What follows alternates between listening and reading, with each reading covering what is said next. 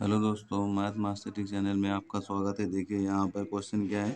Maths और master trick के साथ जुगाड़ के साथ 90 प्लस यूपी बोर्ड एग्जाम में। चैनल को लाइक कीजिए, सब्सक्राइब कीजिए, कमेंट कीजिए। वेरी वेरी इंपॉर्टेंट क्वेश्चन लेके आया हूँ। 70 में 70 मार्क्स इस बार। देखिए, एक मीनार की ऊंचाई कितनी बेटा 20 मीटर है और ज़मीन की छाया कितनी है, लंबाई जो है 20√3 है। तो इसका उन्नयन कोण क्या होगा। तो एक मीनार की ऊंचाई हमको दे रखी है 20 मीटर।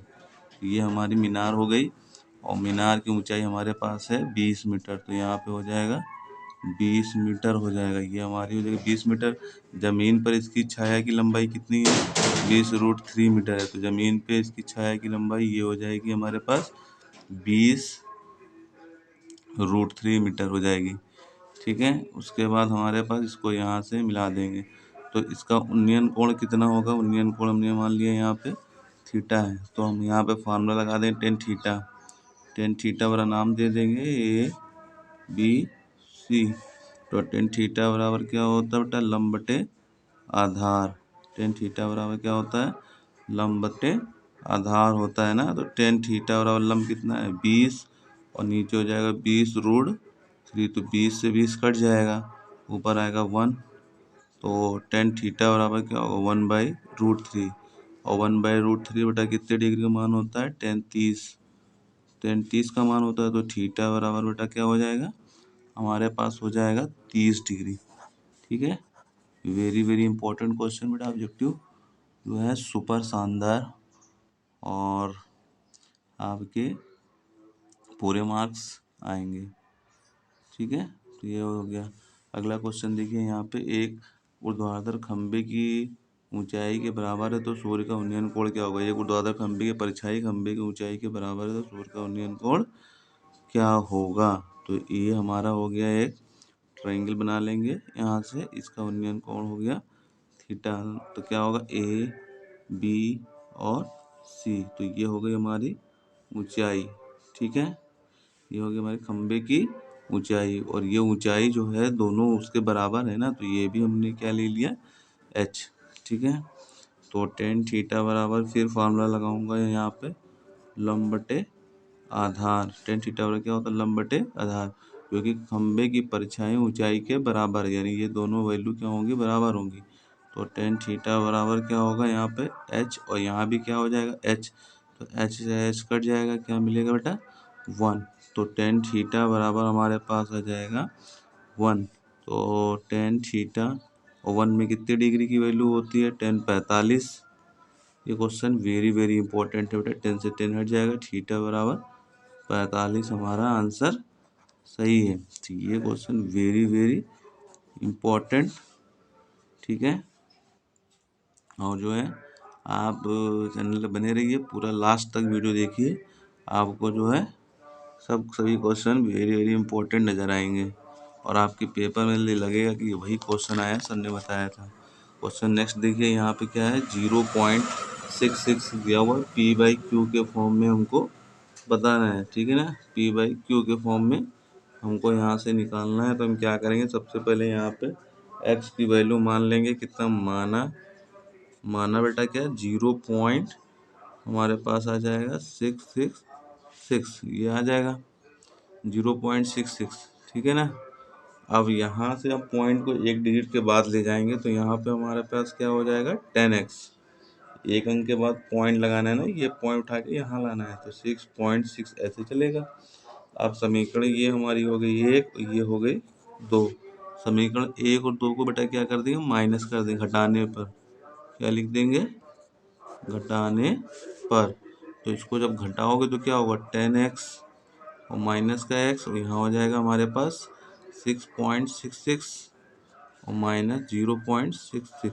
जब घटाएंगे तो यहाँ पे कितना बचेगा बेटा 9 और यहाँ कितना आ जाएगा 6। तो x बराबर कितना हो जाएगा हमारे पास 6/9। 2 3 से काट लेते, 3 दूनी 6, 3 तिरक 9। तो हमारे पास x की वैल्यू क्या होगी 2/3, ये हमारा आ जाएगा। ठीक है, ये हमारा आ जाएगा 2/3। क्लियर। नेक्स्ट क्वेश्चन देखिए, यहाँ पे क्या है, शांत दशमलव संख्या में व्यक्त हो सकने वाली परिमेय संख्या होगी। तो शांत बेटा क्या होता है, शांत हमने बताया था 2 की पावर m 5 की पावर n, इस टाइप की होगी नीचे तो हमारी संख्या होगी। तो ये इसमें कौन सा ऑप्शन होगा, ये भी इम्पोर्टेंट है, ये भी इम्पोर्टेंट है बेटा, वेरी वेरी इंपॉर्टेंट क्वेश्चन। 227 बटे 625, 625 है ना, तो 625 किसका होता है, 25 का स्क्वायर होता है। तो 625 क्या होगा, 625 जो होगा वो 25 का स्क्वायर बनेगा, है ना। 625 का स्क्वायर 625, और 2 नहीं आ रहा है तो उसको 0 ले लेंगे, तो ये हमारा क्या हो जाएगा, शांत हो जाएगा। ठीक है, तो ये हमारा हो जाएगा। किसी पूर्णांक m के लिए, किसी पूर्णांक m के लिए रूप होता है सम पूर्णांक, किसी पूर्णांक m के लिए सम पूर्णांक रूप का होता है। सम पूर्णांक बेटा कौन सा होगा, m+1 2m+1 और लास्ट में क्या है 2m+1। तो सम पूर्णांक के लिए बेटा जो होता है, सम पूर्णांक के लिए जो हमारा होगा वो होगा option number 3, very very important, ये होगा 2m। तो हमारे पास सम पूर्णांक के लिए जो क्या बनेगा, 2m बनेगा। ठीक है, 2m जो है हमारे लिए सही है। ठीक है, नेक्स्ट क्वेश्चन देखिए बेटा क्या है, वेरी वेरी इंपॉर्टेंट, जो आपके बोर्ड में लगेगा वही रखा ही हुआ है क्वेश्चन।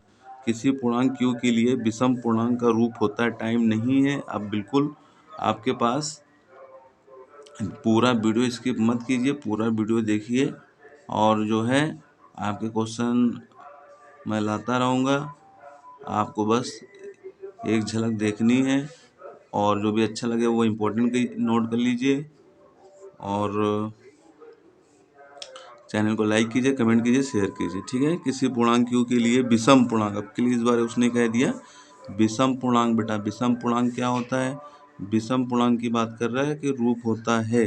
तो विषम पूर्णांक के लिए बेटा जो होगा कौन सी वैल्यू होगी, 2q+1 होती है, ये होगा ऑप्शन नंबर हमारा 4। किसी पूर्णांक q के लिए विषम पूर्णांक पूछेगा बेटा 2q+1 लगाना।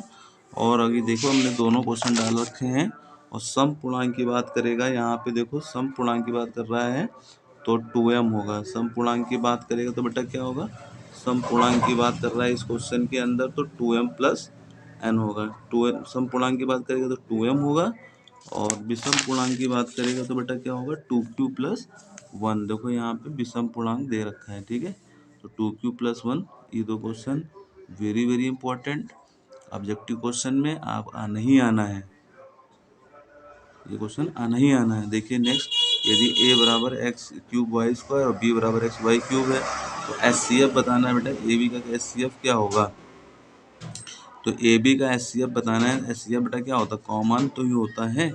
तो a बराबर अगर दिया है x³ y² तो इसको हम तोड़ लेंगे ना, x², ठीक है, x² ये 3 बार में तोड़ लो, x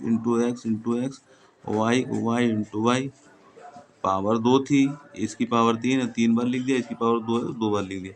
अब यहाँ पे क्या है, b की वैल्यू कितनी है, b की हमारे पास x है, और y हमारे पास क्या था, y देखो यहाँ पे क्या है, y की पावर 3 है, y इंटू y।